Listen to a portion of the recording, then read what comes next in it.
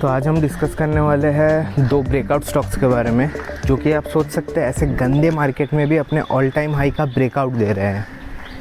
Second stock तो आपको miss करना ही नहीं चाहिए, क्योंकि वो अपने 5 साल के बाद ब्रेकआउट दे रहा है, 5 साल के कंसोलिडेशन का ब्रेकआउट। तो जो पहला स्टॉक है वो है शारदा एनर्जीज़, राइट।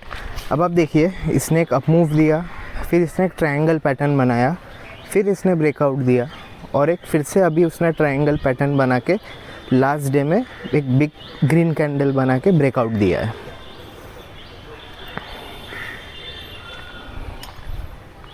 और जब जब ये ट्रायंगल पैटर्न का ब्रेकआउट देता है, एक ह्यूज अप मूव देता है, नियरली 100% या 70% का ये अप मूव देता है।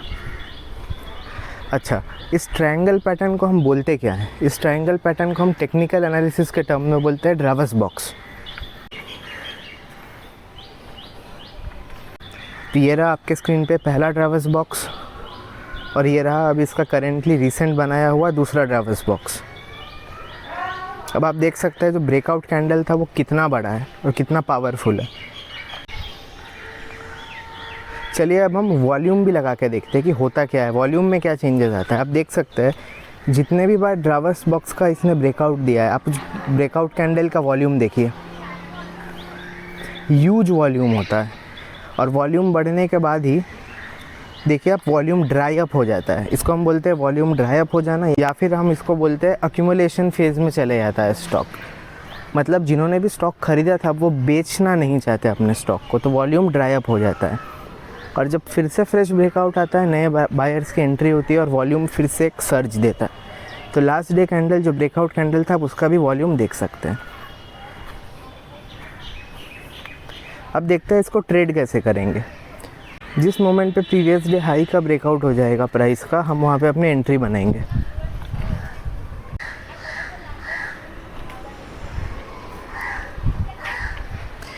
अभी देखिए दो पॉसिबिलिटी हो सकती है, यहाँ से ही इधर वो अप मूव दे, या फिर वो थोड़ा नीचे आए, अपने ब्रेकआउट जोन तक आए जहाँ पे उसने ब्रेकआउट दिया, और वहाँ मतलब इसको हम बोलते हैं रिट्रेसमेंट करे और फिर ब्रेकआउट दे।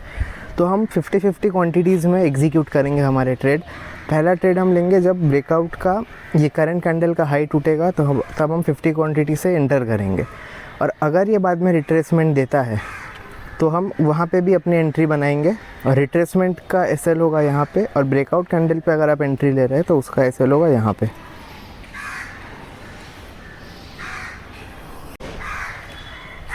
और क्योंकि ये स्टॉक अनचार्टेड टेरिटरी के तरफ ब्रेकआउट दे रहा है, मतलब जहाँ पे वो आगे कभी उसने मूव नहीं किया है, तो इस ऐसे स्टॉक में हम अपना टारगेट कैसे निकालते हैं? टारगेट हम कैलकुलेट नहीं कर पाएंगे, तो जनरली हम टारगेट को ट्रेलिंग एसएल बेस रखते हैं।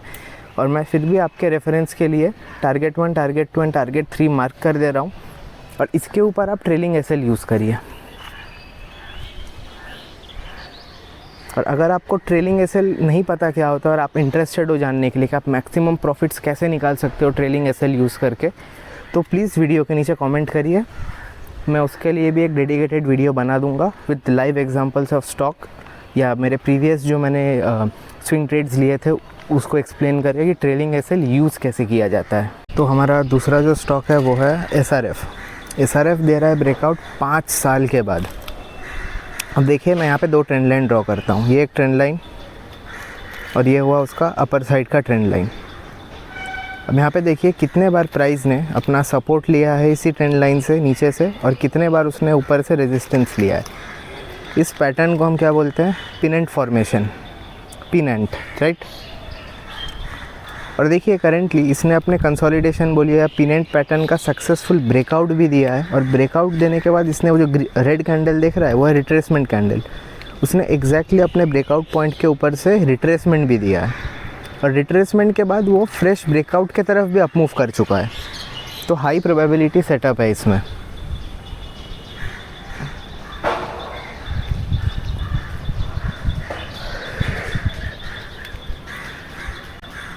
चलिए देखते हैं इसको हम ट्रेड कैसे करेंगे। ये जो था ये उसका रिट्रेसमेंट जोन था।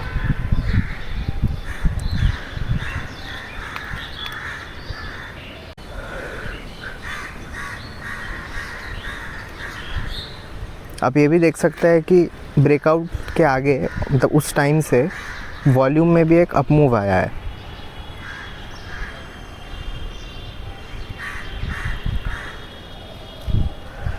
अब इसको ट्रेड कैसे करेंगे, जब ये अपना प्रीवियस हाई क्रॉस करेगा तब तो हम अपनी एंट्री बनाएंगे इस पॉइंट पे। ये जो लाइन ड्रॉ किया है,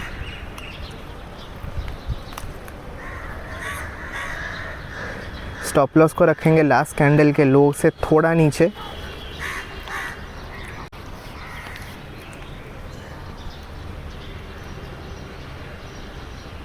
और हम टारगेट इसका ऐसे कैलकुलेट करते हैं, पिनेंट का जो ब्रॉड हेड होता है, ब्रॉड हेड के रेंज को निकालते हैं, उसको ब्रेकआउट जोन के ऊपर रखते हैं तो हमारा टारगेट आ जाता है, एक्सपेक्टेड टारगेट। इस स्टॉक को आपको बिल्कुल नहीं मिस करना है। ये 5 साल बाद अपना ब्रेकआउट दे रहा है और वो भी इस तरीके से, इस गिरते हुए मार्केट में भी ये ऊपर जा रहा है। इसने ब्रेकआउट भी दिया, रिट्रेसमेंट भी किया और अब फिर से अपने न्यू हाई के तरफ बढ़ रहा है। इसका मतलब इसका प्रोबेबिलिटी इज़ वेरी हाई।